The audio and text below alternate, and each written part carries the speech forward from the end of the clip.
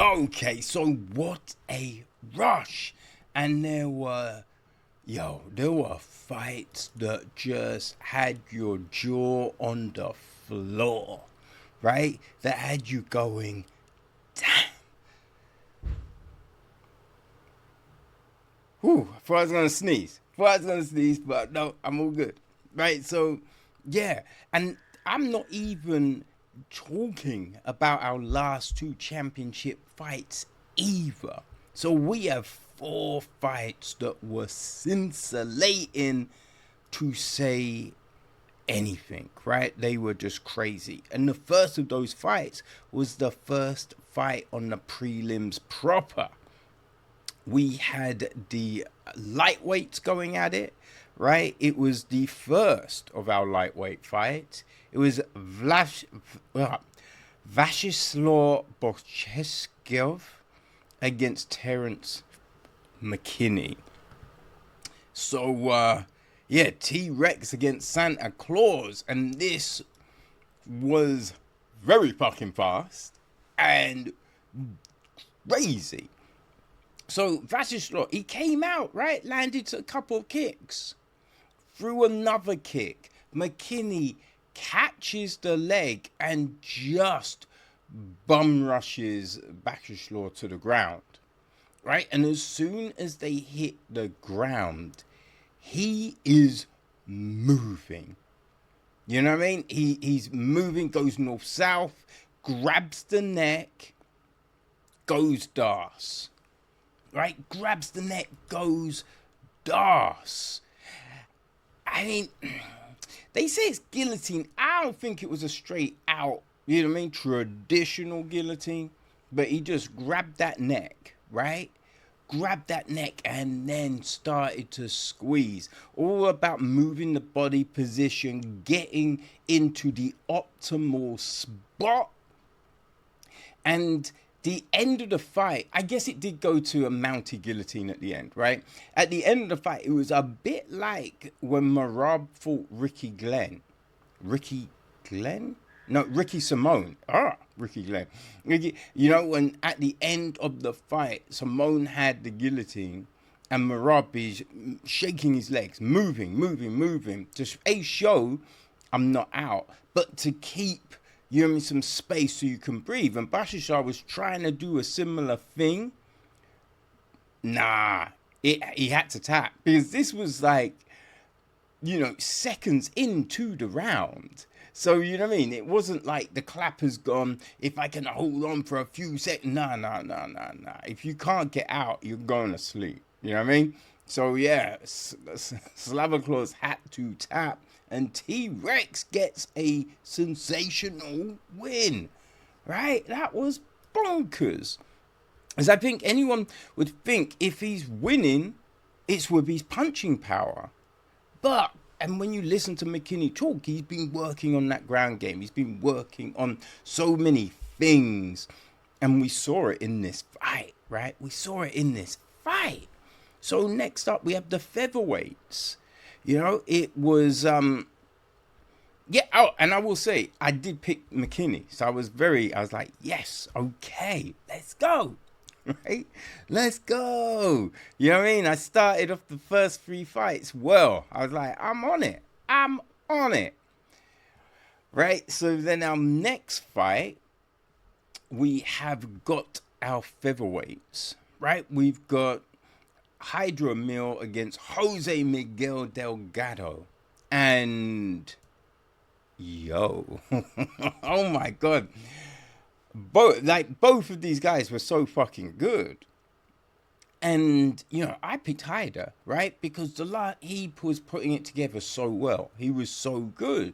And he started off this fight looking good. I mean, they were both looking good. Hyder was moving, right? He gets a takedown, right? They're back on their feet and they're exchanging. They're moving around. They're keeping safe as well. Right? Neither is being, reckless. But Hyder's bringing that heat like a motherfucking hurricane, right? That's what he's doing. And they're in a clinch.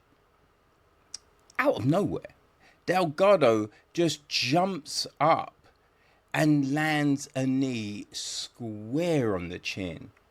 Just perfectly timed. And, I think a lot of times, something like that is coming, but this was so fast, right? So fast. Emil did not have the time to put arms in the way to try and mitigate some of that force. And that knee hit, and he's just down. Oh, man. And he gets up quickly afterwards. But when you watch the way he goes down, he was out, right? He was clearly out for a few seconds. The follow-up shot probably woke him up, but he was out. So it was called off, and it was the right decision. But what a sensational win for Delgado. Man. And it was so early on, right? You weren't expecting it. It was so frigging good. Hats off, Jose Miguel Delgado. That was insane.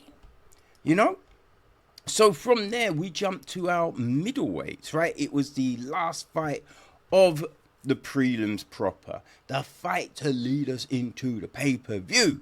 So, they always will put on a great fight there, because they want people to pay that big bucks, right? So you got Gregory Rodriguez, who is a beast, and looked it against Jared Cannonier, was close to stopping that fight, getting that huge victory.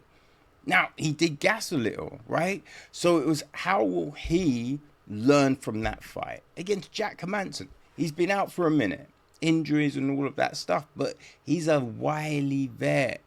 We know what he can do. He can stay safe. He can weather a storm, like he did against Joe Pyfer, right? So we know all of this. This made this fight so intriguing. And it starts off, and Rodriguez is coming forward, right? He's marching forward like a RoboCop, But Hermansson, very good on defense. Shelling up, moving away from a punch, to take the sting off of it, landing some little leg kicks, keeping Rodriguez just off balance enough, right? So it's moving like that, right? And, Hermansson is landing some offense, but it's at this moment in time, it's mainly about avoiding the big shots, looking for the openings, right? So they're moving like this, and then out of nowhere, right? Rodriguez lands a hellacious left hand that just turns Hermansson's lights off. Lights are off. And Rodriguez then just steps and lands a hammer fist before Herb Dean can stop the fight, right? And you're just like, oh no, because Hermansson is out. Extra shot ain't needed, right? Ain't needed. And you do think sometimes fighters shouldn't do that. But then, right, there's other fights, like Jalen Turner, Renato Moricano, right? Where you don't land that other shot and then the fight continues. So you can understand why some fighters do that extra shot. There should be something, right? There should be something. Maybe you give the refs a buzzer kind of thing. So if they're far away where they can't jump in between, they can press this thing that makes a huge noise, and so okay, that means it's done, right? Something. But yeah, it was brutal. And Hermansson was down for a while. Gregory Rodriguez is no joke. So, hey, whoever gets him next, good luck, motherfucker. Good luck. I don't want that smoke. You feel me? I do not want that smoke. Right? So our next fight is the featured bout of the night, right? Now, that was Brandon Royval against Joshua Van. And this fight went the distance. It went the distance, but, you know what I mean? Listen, hear me out. You're thinking, but this section is for the sensational finishes, right? It's for the fights that have you full of adrenaline, have you locked in. Well, that was this fight, people. This fight that is going to be in a myriad of end of year fight of the year discussions. This fight is going to be there. And it's crazy because we're coming off of Naz v Motta from last week, which was sensational. Right? Now that ended in a finish. This one went the distance and it was still the same energy.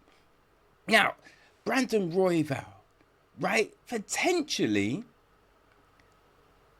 title eliminator fight against Manel Cap, right? Yeah, I feel that was it. Whoever won that fight was getting the next title shot, right? So when Cap drops out, to take someone on short notice and someone that is not ranked, that's something, right? Because all props to Joshua Van for stepping in on short notice, and especially after he just fought a couple of weeks back, right? But Brandon Royval deserves just as much props for actually taking the fight, right? He'd been training for Manel Cap, but he took this fight, right? And the big thing here, I feel, if you think you're the best, you would take the fight, right?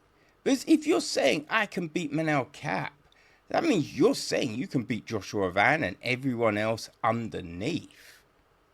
You know what I mean? Because you're not like, I'm the best, but I don't want to fight that person. They're very tough. You know what I mean? And also, you fight them now or you fight them when you've got the belt, right? But you're going to fight them. You're going to fight them. So, do business now, right? So, mad props to both dudes. And I always find it difficult. I don't know if it's because of my shitty sight, right? But judging the size of people, because there's people that you think, oh, they're not that big. And then you see them and you're like, they're fucking huge, right? It was always that case with Muggsy Bogues, right? Muggsy Bogues, even Stephen Curry, that they're short. They're short people. I mean, Muggsy Bogues especially, right? They're short for the NBA. And you're like, oh, yeah. And you look at them against, a Shaq or someone. You're like, yeah, they're tiny. Then you see them against an average-sized motherfucker, right? And you're like, they're not short. What the fuck? They're huge, right? And it's the same with fighters. You see a fight and you think, oh, they're not that big. And then you see them against a normal person and you're like, fuck. And so Joshua Van didn't look tiny. You see him against Brandon Royval, he's fucking tiny. Essentially, it seems like, right, that Joshua Van is a strawweight, in equivalent to Brandon Royval, right? And this has been their flyweights, 125 pounds. I mean, kind of. Because who knows how much they actually are weighing in the octagon. But that's 125 pounds is what they're meant to be. But yeah, Joshua Van, smaller. Brandon Royval has got that range. And he's using it well. He's landing jabs and kicks. Right? But Joshua Van has got such great defense. And the way he moves, he's not static in there. He is more fluid than a fucking river. You feel me? He is moving around, doing his thing. So he's avoiding shots. And the other big thing, Royval lands some leg kicks. Good leg kicks, right? Then Joshua Van lands leg kicks, and you're like, fuck. There's levels to this shit. Joshua Van's leg kicks were nasty. Nasty. And he starts to eat the legs, which is perfect to stop movement. And because, like Van, Royval has great movement. So he's moving, and then you see the power. There's something in the power, because Royval was landing good shots using that reach, but Van was getting inside and then cracking him. And the difference in the shot, like the power coming through from Van, was something, right? So this is just a fucking war. These dudes are going at it. They really were. And I gotta say, there's one judge gave it 30-27. The other two were 29-28. 30-27, like, that's not crazy. Because I do feel Joshua Van probably won every round. But the first round was super close. It was definitely close. I don't know if, Royval's corner were doing him any favors. But going into the third, I would just be like, you need a finish. You know what I mean? It's 1-1 going in. You need a finish. The same with Van. But I think that's what Van, these people were telling him to keep pushing the shit. But it's just like, they're going at it. And as the fight is going on, you can see Van's leg kicks are paying off. Right? You can see the way he's ripping to the body and to the head. Because Van was always coming with combinations. It wasn't just a 1-2. It's like multiple shots. That's what Van was throwing. Multiple, mixing it up, throwing in head kicks and body kick. Just so many variables to think about. And the damage on Royval is mounting up. And I think at no point did Royval take Van lightly. Right? He didn't take Van lightly, be like, I don't have to train. This is a walkover. I don't think he did that. But I do think he thought, I am the best. Which, hey, you can't fault that mentality. Right? But if you think you're the best, and then you're landing shit, and you're having no effect. You know what I mean? That's going to bring doubt in your mind. And I think you could see that creeping in on Royval. He's thinking, what the fuck do I have to do here? You know? What's usually working ain't working here. And so Van is just pouring it on. And to cap it off, because I think Cormier at one point was like, the third round, it could be anyone. This is so close. Van drops Royval, drops him with a great shot. I think it was a right. And then just ends the round with ground and pound. And it's just like, if you had any doubt, right, that round is Joshua Van's now. You know? And it was so close to being finished. So close. Right? This fight was fucking sensational. Right? This decision, it had you on the edge of your seat.